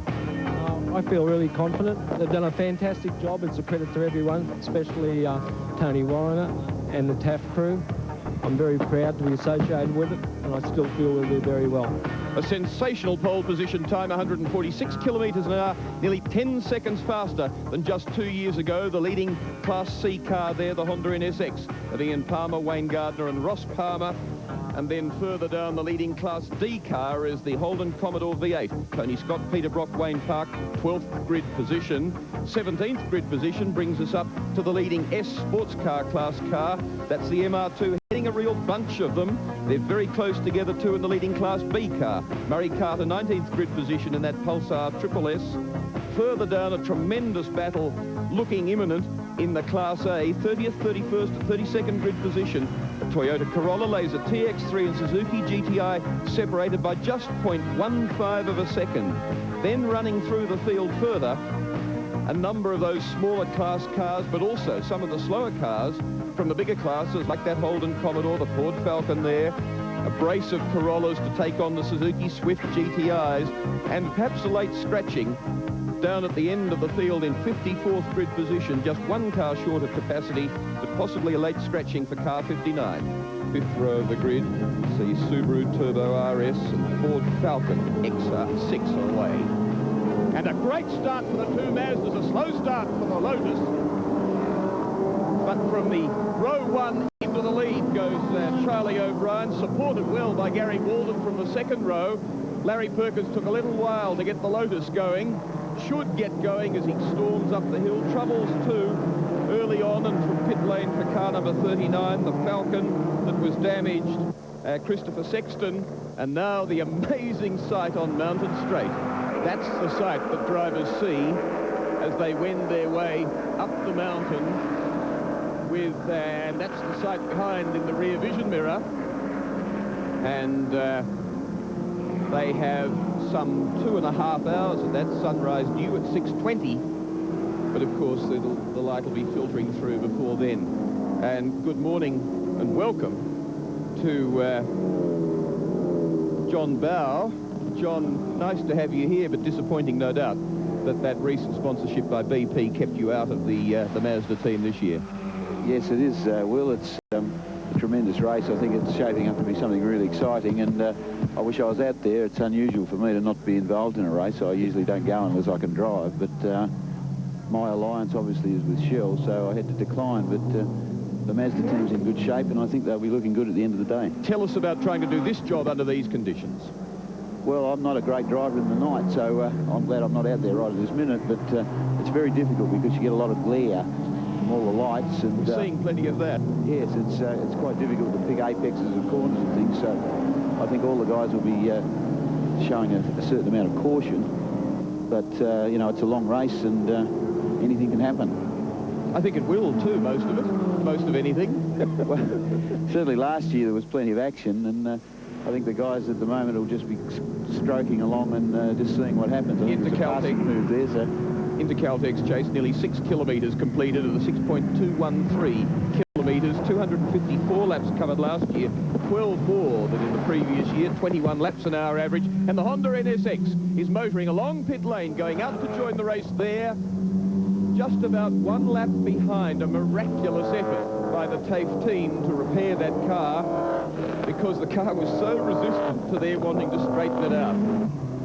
Come aboard this exclusive $200,000 two-seater, the Sonny Lotus, with Larry Perkins at the wheel. He's got Porsches either side of him. He's trying to put 2 of them behind him instead of 1 in front, 1 behind, and he succeeded in that as he swoops across the top of the mountain. But John Bowe, he probably could be going a lot harder. Well, I think so, Will. I think Larry's one of the best operators in Australia, both as a driver and an engineer and a strategist. And I think the car's probably quick enough to be leading this race, but he's obviously got a plan, and I can tell by the way he's driving it that he's just stroking it along. He's very easy on the gear change. He's not punishing the brakes too much, and I wouldn't be at all surprised at the end of the day to see him in a very good position. It's a tremendous motor car, and I think it adds a lot of interest to the race to have something like this in it. The night traffic continues, thick and dark and difficult to identify. And then sideways off Skyline, I'm not sure whether it's a Falcon or a Commodore, but it's one of Australia's family cars, and in a pile of bother because crunch. So car 42, that is. That's Darryl Dixon's, Graham Lusty's Falcon S-Pack, and just restarting it there. Castrol chase and a tremendous battle going on between the initial race leader, Greg Hansford, in the Mazda number 1, and now Peter Fitzgerald challenging him and hitting the lead on occasions in car number 5. Fitzgerald getting pretty cagey, I suspect, John Bowe, in trying to put the pressure on, while Greg Hansford tries to be very sympathetic with the Mazda. That's right. Well, it's actually John Smith, I think, in the car, but they are looking very good. They've got a good package there, and I think they'll be looking good at the end of the day. Morning, Peter Brock. Good morning. Welcome back to Mount Panorama. Are you having a lovely time? I am. I'm driving along here smelling the, it's not so much breakfast, smelling like rashes of bacon. I'm smelling diff oil and brakes and all sorts of things. Isn't this all faintly ridiculous? It is, mate. It is. Peter, you've got a V8 Commodore in front of you, 2 places forward and outright. You're 9th, it's 7th. What's going on? Well, he's in a one of the Group A homologation cars. Yep. And so it's got a little bit bigger tyres and bits and pieces, but basically I'm just driving to what I think this car feels like it wants to do. Just 1 hour and 20 seconds into the James Hardie 12 hour. The leading Mazda, car number 1 that was leading the race, has made its first pit stop, a very quick, efficient one indeed, but that puts Porsche number 4 into the lead. That's Peter Fitzgerald from John Smith in Porsche number 5 in 2nd place. In 3rd place is car number 18, that's the Lotus of Larry Perkins. In 4th place behind it is car number 7, that's the Mazda of Gary Walden, but it's now scheduled for a stop, of course. Then it's the Holden Commodore V8, the SS car, that's in 5th place. That's car 43 of Richard Wilson, Troy Nicholson, and in 6th place is car number 21, Gary Rogers, in the Subaru RS Turbo that's been very quiet but efficient so far. Well, the mountain looks a lot different now, I can tell you, from those early morning shots, but it's still the Mazdas, but they've swapped. We've had car 1 in the pits, so car 7 is now in the lead, but they're still 1 and 2, followed by the 2 Porsches, Will Hagen, and those Mazdas just look so pretty going around this track. Well, they sure do, but this is just such a tight race. When car 1 came into the pits, 7 went by, so did Porsche number 4, and there was 10 seconds between the 2 of them. And there you can see the rival camps hot on each other's tail there, and so the battle really ensuing. All right, as we go to the break, let's look at the overall placings, right as far as we can take them. The Mazda RX-7, car 7, then the Porsche, then the Mazda, then the other Porsche, the Honda NSX, which has been flying, given its early problems. Lost a little bit of distance, but then the Nissan Skyline GTR up doing well there against the Falcon XR6, but it's doing sensationally well. A brace of MR2s bringing out the top 10. And on to page 3, the Honda CRX going well as well. One of the Commodores, another Toyota MR2, which are really having a terrific race. A Ford Falcon SS and a Falcon S take us through to number 15. Back with more in just a tick from Mount Panorama.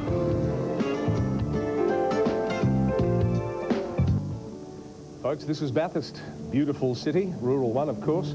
Population about 27,000. First settled back in 1815, declared a city in 1888 by Governor Lachlan Macquarie, and named after Lord Bathurst, who was the then British Secretary of State. Gee, it's a pretty town. Features some of the classic architecture of the late 19th century. But every Easter, of course, this very quiet rural community of sheep and cattle properties becomes the motor racing mecca that is Bathurst for the James Hardie 12-hour production car race.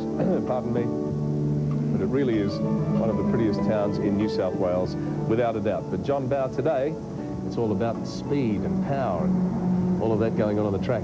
Certainly is. It's an action. You missing it? Oh, absolutely. I mean, I'm not a good spectator, but I'm doing my best. But it's an incredibly close race. Alan Jones in the number 7 Mazda is extending his lead slightly over the number 4 Porsche, but of course the Mazda's got to make another brake pad change, which will cost them about a minute and a half. So really, it's very, very open, and I reckon it'll go to the wire. As Will said to us in the break, there's no resting here. No, there's no comfort zone at all for any of them, is there? Any of those 4?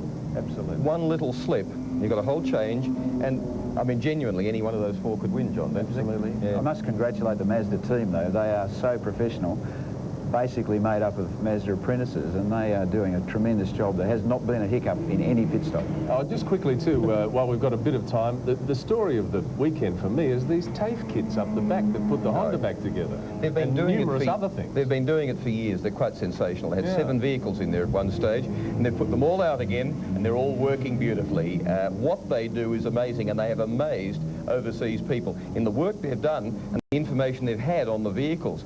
German motorsport head of BMW, Peter Floor, was flabbergasted to find they had all the measurements for his car. Oh, good on them. I think that's great. All right, let's take you through what's happened over the last few hours. We've had a very, very eventful morning indeed. And this is just part of it. Peter Brock, who had a spark plug problem and a bit of missing in the V8 engine, but look at that. The brake temperatures that they have to deal with when they're sorting out even normally occurring things, much less problems. And there was a problem for the Lotus. It's had a few, but it has the lap record of sensational 31.77, and that's an even bigger problem, obviously, for Tom Watkinson in the Corolla. Wasn't running that strongly in his class, and certainly wasn't going to run any more, but was pleased to be out of it, and quite okay. But then another rollover, and this was Jane Taylor later in one of the 3 Citroens fielded by Peter McLeod, the Citroen dealer from Wollongong. It brought on the pace car lap, the second of 2 25-minute pace car sessions, and quite appropriately too, because there was a lot of debris on the track and a lot of grit to be cleared. And then completing a roll, crash and burn sequence for McLeod was this one with Peter Jansen. They had 3 cars, and all 3 cars had some sort of a major problem, including the captain. So, and then this. Thank goodness the gate that was left open up in the back of a property at the end there of Mountain Straight, thank goodness it only let out a tame, friendly, placid horse, because it could have been a horrific incident. And it could have been horrific if it had been a wild one and or happened during the motorcycle racing yesterday. But as you can see, the horse was calm, and finally the problem solved. In just half an hour since the pace car went away, Gary Walden's Mazda has sprinted to an advantage of 40 seconds over the Porsche of Peter Fitzgerald and Nicholas Lutweiler. The race is turning very much into a tortoise and hare affair. These Mazdas are lapping at 2 minutes 34 seconds and going even faster. So that's 2 seconds under last year's lap record. This pit stop, sensationally quick for Walden, 26 seconds. The Porsches, however, have a 4 pit stop advantage in the 8 hours remaining. Nicholas Lutweiler, Will Hagan in the commentary box. How's the Porsche going? The Porsche is doing very well, Will. I'm really amazed how easy we can hold the pace at 39s and 40s. Dropping times. You've been losing ground to the leading Mazda number 7. Yeah, because they're running at about 36s or 37s, and we're doing our planned 39s, 40s. So this is intended, yes. Nicholas, you're used to the classic tracks of Europe. What do you think of Mount Panorama? I gotta say that Mount Panorama is just one of the best tracks I've ever been to. I really compare it a little bit with the Nürburgring, you know, the old one? Yeah. And I gotta say, this is the Nürburgring of the Southern Hemisphere here. It's real road racing, isn't it? It's real road racing, really, I gotta say. Keith Carling, good afternoon, good morning at least. Will Hagan here in the commentary box. G'day, Will, how you going? I'm going well. How about that car? That car's going like a little clock. That's fantastic, Will. Is the problem... All we've done is change 2 tyres, and the brake pad wear is negligible, so we're looking real good for the long haul. Mark Brave, Will Hagan, how's the little Suzuki going? It seems to be going well at the moment, Will, touch wood. You've had a pretty busy time. Took you a long time to get into the class lead. Yeah, I think Henry said that time. I think he got a bit of a toe to do it. The car's going extremely well. They're a top little motor vehicle, and we've proven it before, and hopefully today it'll stay together. I say you had a busy time trying to get past and to build a bit of a lead on that Corolla number 30, John Faulkner, Jeff Full. Have you seen him off now, though? Oh, right, okay. Well, they're about a lap down then, I suppose. No, same lap as you, mate. They're not far behind. Are they? Yeah. I'm going to give me finger out then, After the second pace car period, again of about 25 minutes, the delicious Mazda MX-6 pace car about to pull back into the pits and the field to get underway again. And the order is car number 1, the Mazda, in the lead, but still 4 cars on the lead lap, and 2 of those took advantage of the pace car period, Porsche number 4 and Mazda number 7, as the car pulls away to go in and make pit stops at minimal expense in time.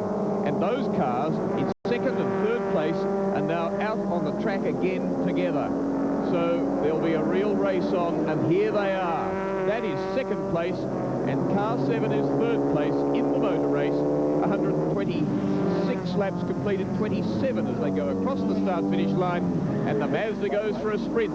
Boxes the Porsche in a little bit, but the Porsche, I think, was content to be boxed in. He's not in a hurry, and as Peter Fitzgerald and Nicholas Lloyd-Wheeler have said, they're doing their own thing. Well, I've got Wayne Gardner with me. G'day, mate. Hi, Tim. You're really sending that Honda around there for a while?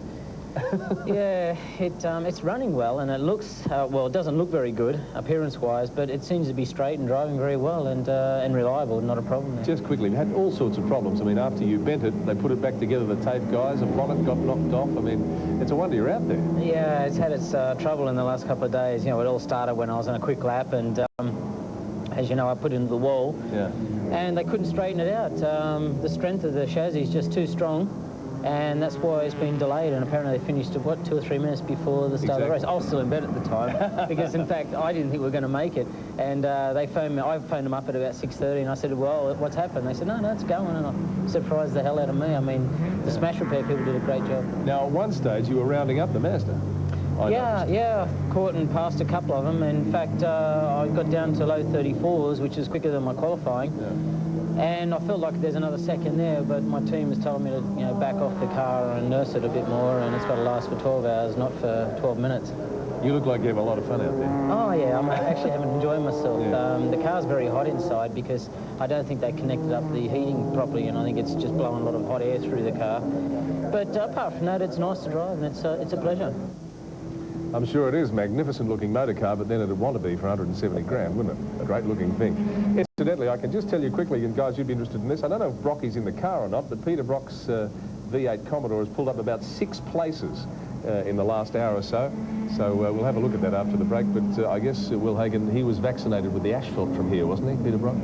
Oh, yes. I remember seeing him debut here when he was a junior driver to Colin Bond. And since then, of course, 9 victories under the belt. He'd love a 10th, but I don't think he's nearly as hungry as he once was. I think he just enjoys the day. He has some fun. Yeah, he always has some fun. All right, as we take you to the break, let's have a look at the class leaders in A and B. In Class A, the Suzuki Swift doing very well, then Corollas and another couple of Swifts. and they're actually leading in outright position. There's the second page of them, but it's a very tight class, and most of the runners still going, and that's a commendation for the class and the type of car. We'll be back with more in a moment.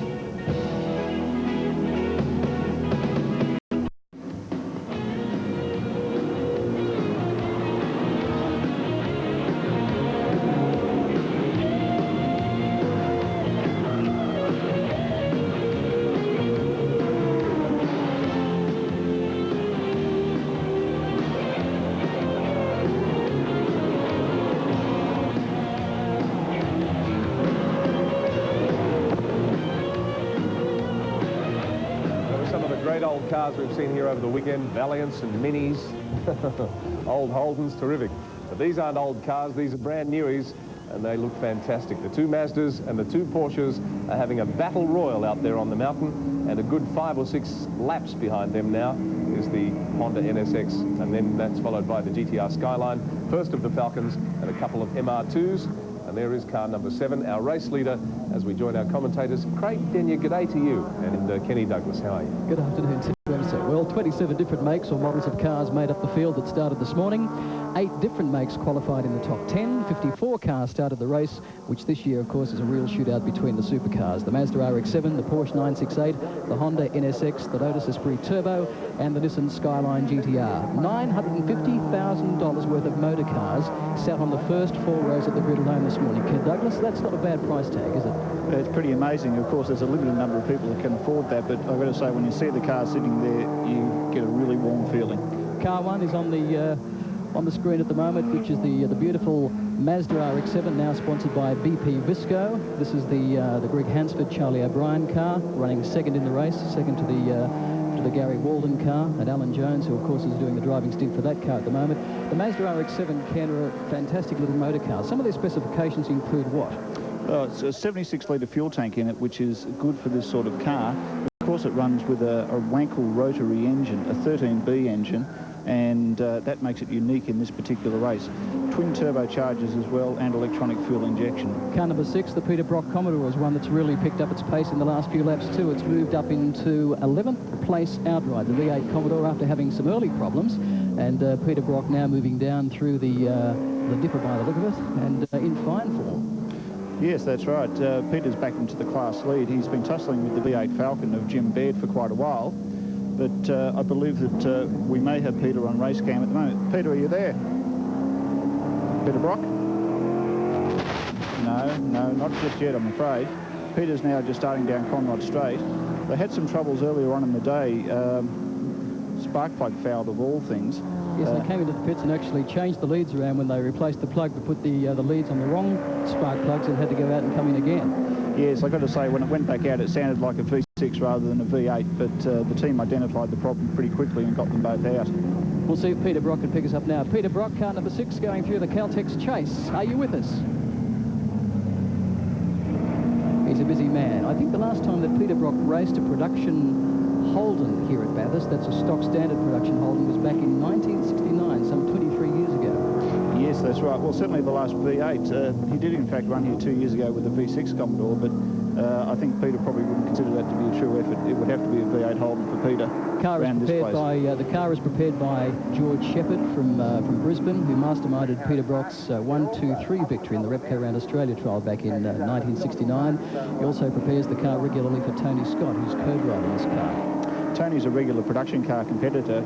Used to run a V6 SS Commodore, and Brock and Tony were just an excellent combination. Both are quick, both are easy on the car, and that's as good as you get.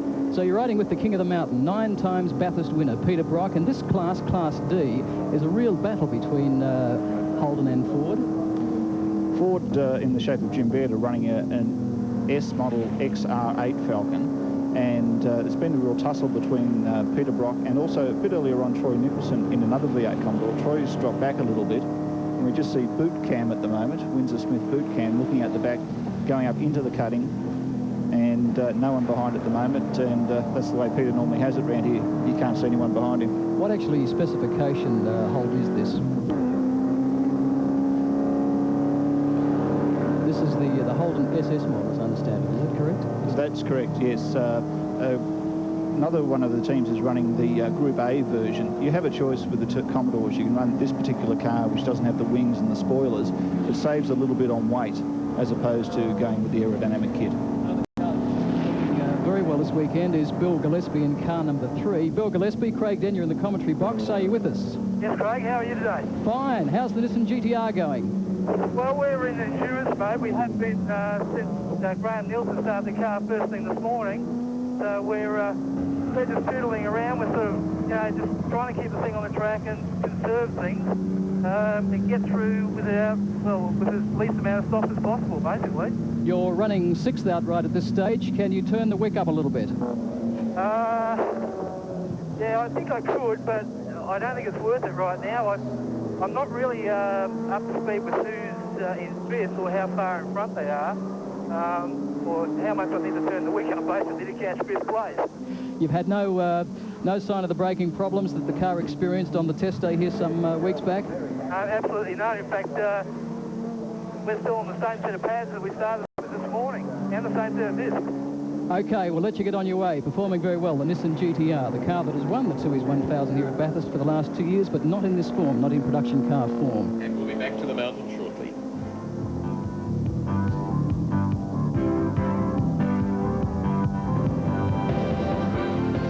The athlete knows the better you breathe, the better you perform. The more oxygen you convert to usable energy, the more likely it is you'll be a winner. It's the same with cars in the James Hardie 12-hour. Twin-cam multi-valve technology has become the preferred choice of car companies seeking to get the most energy, or horsepower, out of every litre. The high-technology solution uses 4 valves per cylinder, 2 to suck in the air, 2 to exhaust it. That's one reason a small car like Peter McLeod's Citroën BX16V does about the same lap times as the conventional Holden Commodores with their 2-valve systems. And that's why 78% of the cars in the James Hardie 12-hour are twin-cam multi-valves. This is the car that has been doing it so well. It was the second fastest qualifier in Group A. Mark Brame and Henry Draper, the guys that won the Winton 6-hour last year, were 7th at Sandown, and now have got themselves not only up into the lead in Class A, a fiercely contested class, although they're obviously slower than the outright cars, they flog them all day to the absolute capacity of the vehicle, and that vehicle, in what started off as a 53-car field, is lying 20th outright. Quite remarkable. 1.3 litres, non-turbocharged, it's fuel injected, it has electric windows, and unlike the Porsche 968 CS, which has gone to manual windows to save the weight of the electric motors in the doors, and as I say, Brame and Draper have the distinction of being a very well-matched pair, and this is the car that's leading Class B. In car 33, the Mazda Astina, with Christopher Walker, Andrew Wilson, Russell Becker, good kart driver, Becker, and as you can see, Falcon tyres along with the Nissan Skyline GTR that's in the turbocharged class, and 6th outright. So they're running on Otsu tyres, which is part of Falcon in Japan. Not so well known and one of the lesser tyre brands here, but nevertheless going very well. And now, appropriately, heading Class A, they are in 19th place outright.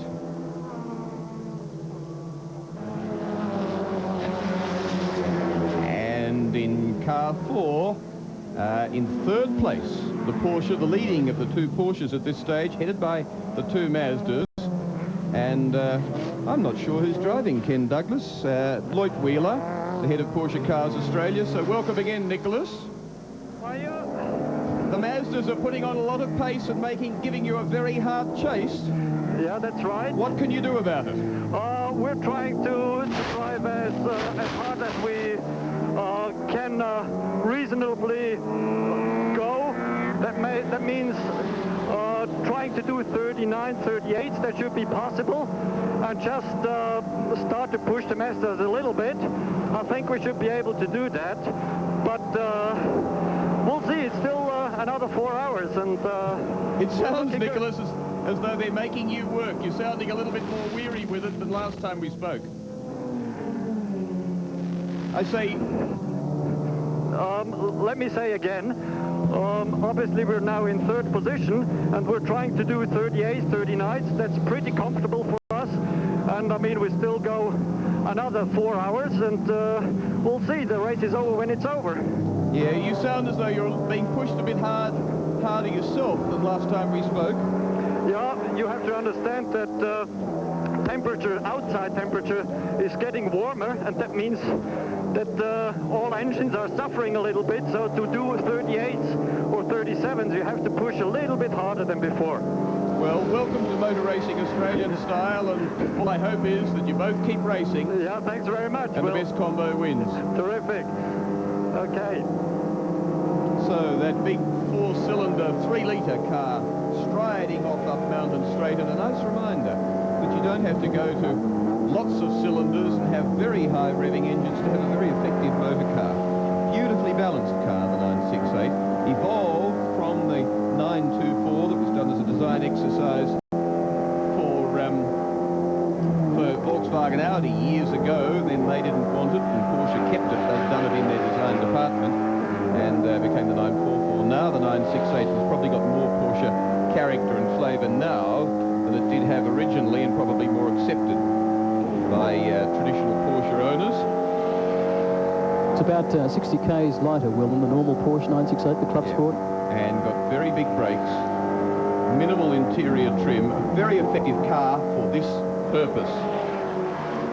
And then car 48, an interesting one, Ken Douglas, the Honda CRX, has led the sports car class, the lone interloper there, in with the MR2s, and driving the car from Revolution Race Gear, George Santana. George, you led the class for a while, but then the MR2s got back at you. Yes, it's a lot of hard work trying to keep up with these blokes. They got more power, and they're handling pretty good. And as I say, we've got to really work overtime to try and stick with them, but the little Honda's really going very, very well, and it's great fun to drive. Wouldn't be dead for quits. Well, they really are a sweet car, aren't they, the CRX? A remarkably fast one for 1.6-litre non-turbo. But you could fling them down the mountain, couldn't you?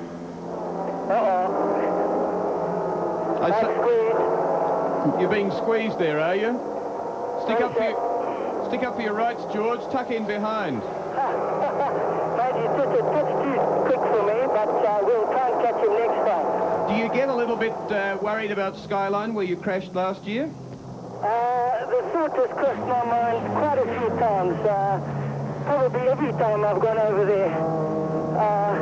Yeah, quite a few times, like about 158, eh? Or however many you've done of the laps. Exactly, but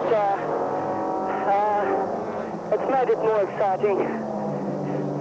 And I've learned the lessons. Next time, I'll wait for the slower cars to indicate clearly before I take a gap that suddenly disappears. Well, keep it going. It's not the current Honda CRX, but keep at those MR2s. Do you think you can get back any distance on them? We can certainly stay with them, as I have been with, I think it's number 20 up ahead of me. But, wow, it's a real tall order to try to go quicker than them. This morning the car was really good in the cold. It seemed to enjoy the cold weather. George, we must go. Thank you very much. And as I say, keep at the problem. Like Nicholas Leutweiler, he's sounding as though the strain's a little bit harder than it was a few hours ago.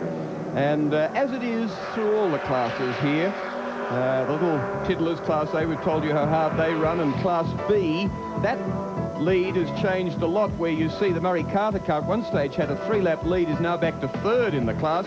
We've seen the TX3 lead, now the Mazda Astina, and McLeod holding in there with one of the Citroens, and further back others of his entrants too shown there, but of course the Taylor car, Jane Taylor, is out. The energy created to stop the Nissan GTR from 260 kilometres an hour at the bottom of Conrod Straight could also lift the 1,300 kilogram car 30 metres straight up in the air. 5 heavy braking applications each lap cause immense heat build-up, and that threatens to make brake fluid boil and disc brakes crack. That's the reason even these production cars need sophisticated cooling around their front brakes to get rid of the heat as quickly as possible. This is the situation with the race lead in this fascinating race, 1,080 kilometres covered. So now 12 laps more, 80 kilometres more than the Tui's 1,000 in October, and they've just swapped the race lead, with car 7 going off into the lead now. The Gary Walden Alan Jones Mazda RX-7 ahead of car number 1, the Charlie O'Brien Greg Hansford car. And as I say, the race just continues to vacillate. Tremendous contest, and John Bow, what are they doing, do you reckon? Well, as Alan Jones likes to say, I think he's got his eyes on. He came out of the pits behind the number 1 car, and he's really charging. He knows that he has to make another stop to get some brake pads, which costs 90 seconds or so, and he'd be as fast as he could go at the moment, and doing a tremendous job. It's the sort of instruction a race driver loves. It's what you got last year, wasn't Absolutely, it, when yeah. you had problems? I suppose if a guy has to be replaced by a world champion, it's not so bad. You don't feel as though you've lost your job to a shock? No, not really. No, he's a great driver. Anyone that wins a world championship's got to be a great driver. John, how well can these cars take a thrashing in terms of brakes, in terms of engine temperature and so on? Well, they're really doing well at the moment. Last year when we had the problems, after Alan Horsley, the team manager, said go for it, I drove it flat out, and it didn't miss a beat. They've now got better brake pads that they can get 4 hours out of. So, you know, I think the car's pretty strong, but those Porsches are lurking, and I wouldn't like to have money on anything at the moment. Also lurking across the studio is Peter Fitzgerald and Greg Hansford, watching respectively the performances of the various cars. Tim Webster, are you keeping them apart? I am. I thought I'd organise a bit of World Championship car bluing here. What do you think? Fair enough. Here they are. I tell you what, Greg Hansford had his eyes glued to the set. It's a great stoush going on out there, boys. Yeah, well, I just hope it continues for everybody's sake. It'd be nice to have a really close race to the end. Yeah, cars are going well for both of you. Yes, yes. Actually, I would have liked to have been sitting back having a bit of a relaxation time at the moment, but we've given instructions to our drivers to pick the pace up a bit. We had a problem with car 4 in that we're only getting part throttle in the last stint, and a 4-pound hammer fixed that. I understand when you say given instructions, and there he is in the car as we speak. Make the RX-7, your team, make the Porsches catch you.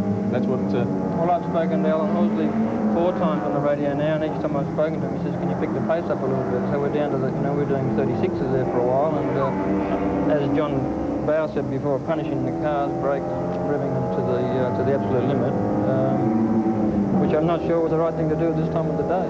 And listen, incidentally, we might try and have a chat to the car. You want to have a chat to the car? Try it and see what happens. Sure. Talk to your driver. Sure. Ask him to come back in on the pit stop. Nicholas, can you hear me? Hello? Hello, Nicholas, can you hear me? It's Peter. Oh, hi, Peter. How are you? All right. Good. Have you picked the pace up? I can hardly understand you. It's pretty noisy with you. He says, have you picked the pace up? He wants you to go another 2 seconds a lap faster. Okay. Rev it to 11,000. Okay. Sorry, I can hardly understand you. It's okay, we'll leave you. The connection is not good this time. All right, thank you, guys. Greg Hansford and Peter Fitzgerald, all the best. I guess it's just a war of attrition now. You've got a long time to go. We've still got 3.5 hours to go. Yeah, I think really we've got to, the day finally started to warm up, and that's what the Mazdas don't like, and I think we've just got to, keep the pressure on them to make them run their cars hard, and, basically it'll work or it won't. Yeah. We are getting exceptional wear out of our Goodyear tyres, and our brakes are lasting well. We've had our brake change, so we should get through to the end. And Greg, for you, I guess it's a matter of just staying out in front of them. Don't let them catch you. Yeah, well, we've got to get a little bit further in front because we've got one more brake pad change to do, which is, as John said before, again, 80 seconds. Yep. We've been doing 22-second fuel and driver changes, so that's quite good in and out, but the brakes are the worry. Well, it all makes it very interesting for everyone at home. Thank you both for joining us. Thank you. Peter Fitzgerald and Greg Hansford. Let's have a look at some class leaders as we take a break.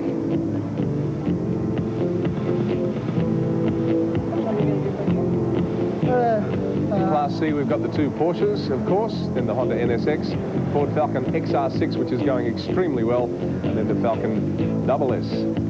Class C, Holden Commodore. 3 of them in a row, then the Falcon S, 2 of them.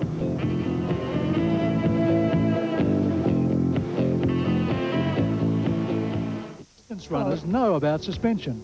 Their knees and ankles take a terrible beating as they put their power to the ground. It's no different for cars.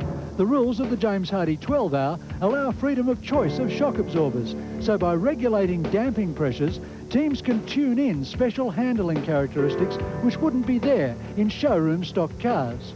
But spare a thought for go-kart champion John Target. Go-karts don't have suspension, so in his first motor race today, his sophisticated Hyundai is a whole new learning experience. What a talent John Target is too. What a talent Wayne Gardner is. You saw him coming over the top of Skyline there, crossed up in the Dogbone Honda, and that of course was before the accident a little bit further back on the track at McPhillamy Park earlier. The car, however, has been soldiering on superbly. It's pulled itself up to 5th place. It's dropped some laps now when the boss, the owner, who's probably got $250,000 invested in it, dropped a little bit of time and may perhaps have some sort of problem down in the pits, John Smales? And well, yes, you're dead right, because for the last few laps, the Honda's been sounding a bit flat as it came past the pits. I grabbed Neil Lowe, the team manager, and asked him why the Honda sounds a little bit off song. We've run into a bit of a problem in the clutch, and some of the clutches actually disintegrated and jammed the gear linkage. It's jammed in 4th gear, and we're running right the way around the whole lap in 4th gear. And you will be doing that, Neil, for the rest of the race? Yes, it's only 4 hours to go. I mean, that's only a sprint for us. So 4 hours in 4th gear, it's not a problem. You're 4 laps now in front of the Nissan in 5th position. Can you stay ahead for 4 hours? We're very sure we can. As long as we don't run into any other problems, I'm sure we can stay there. And we're pretty well holding station at the moment. Neil, it's been a minor miracle that you've got this far. The team must be very proud of what they've done. Everybody here to do with the Dogbone Honda has done an incredible job.